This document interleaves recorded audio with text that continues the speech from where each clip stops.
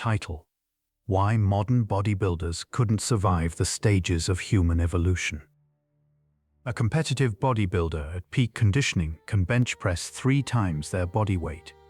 They have single-digit body fat, visible muscle striations under stage lighting, and more lean mass than most humans who have ever lived. By every conventional metric of physical development, they represent the apex of human muscular achievement.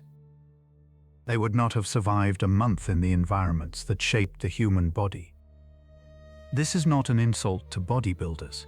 It is a description of what evolution actually optimized for, and a demonstration of how far modern physical culture has diverged from the physiological template that 2.5 million years of human evolution produced. Start with what the human body was actually built to do. The skeletal and muscular evidence from Paleolithic and pre-agricultural populations shows that our ancestors were extraordinarily capable in ways that are not well captured by the metrics bodybuilding uses. Studies of prehistoric human bones consistently find evidence of bone density, cortical thickness, and structural robustness that exceeds even that of modern elite athletes. The femora, thigh bones of early modern humans from the Upper Paleolithic show cross-sectional geometries consistent with sustained long-distance running combined with heavy load carrying. Tibiae from the same populations show adaptations for high-impact, high-frequency use that is simply not present in sedentary modern humans and is only partly replicated in dedicated distance runners. A 2017 study by researchers at Cambridge found that Upper Paleolithic human leg bones were structurally more robust than those of modern-day cross-country runners, implying that the typical ancestral human's daily activity level exceeded that of a dedicated competitive athlete in the most demanding endurance sport practiced today. This was not because ancestral humans were genetically different from us. They were anatomically modern Homo sapiens. It was because their lives required it. The lifestyle of a mobile hunter-gatherer involved walking an average of 9 to 12 miles per day, carrying loads, running when pursuing or being pursued, climbing, and performing sustained physical labor from early adolescence until death. The persistence hunting technique, documented in several contemporary forager populations and almost certainly practiced by earlier hominins, is a useful illustration of the physical demands involved. Persistence hunting works by exploiting human thermoregulatory superiority. Humans sweat efficiently and can sustain aerobic exercise for far longer than most quadrupedal prey animals before overheating. A group of hunters pursuing a kudu or an impala over scrubland does not need to outrun the animal in a sprint. It needs to keep the animal moving in the midday heat for long enough that the animal collapses from hypothermia. This requires tracking ability, cooperative coordination, and sustained running over distances of 10 to 30 kilometers, sometimes more. The physical demands approximate an ultramarathon run in full sun, without aid stations, carrying equipment. A competitive bodybuilder's physiology is not remotely suited for this.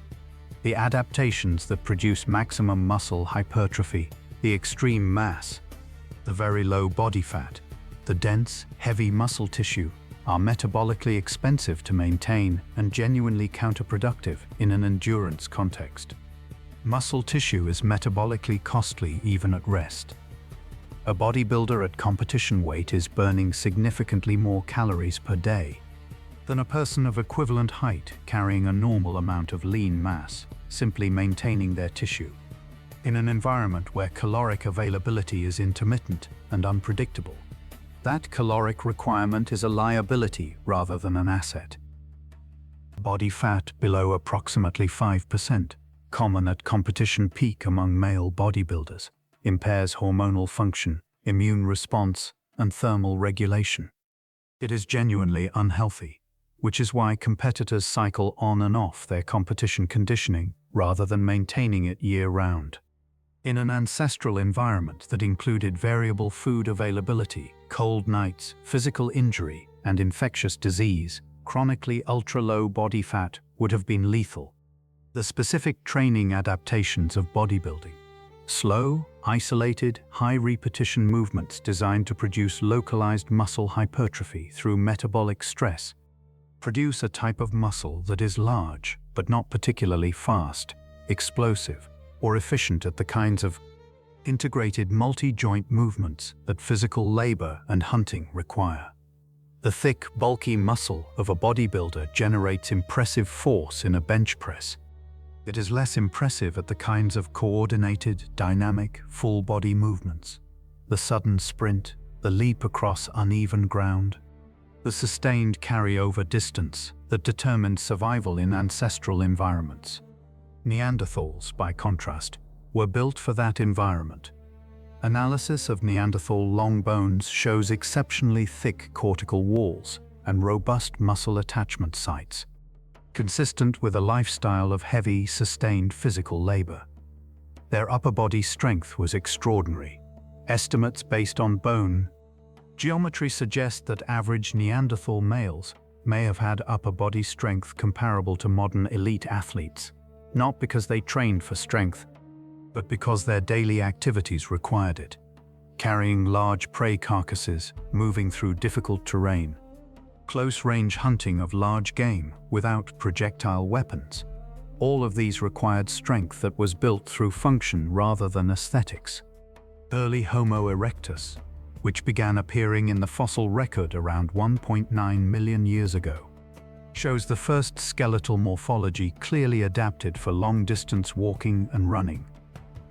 The emergence of longer legs, a narrower pelvis, shorter arms, a larger gluteus maximus, and the Achilles tendon in the foot all appear in the early Homo erectus skeleton and are adaptations specifically for efficient bipedal distance locomotion. This body plan was not selected for lifting heavy weights in controlled conditions. It was selected for covering ground.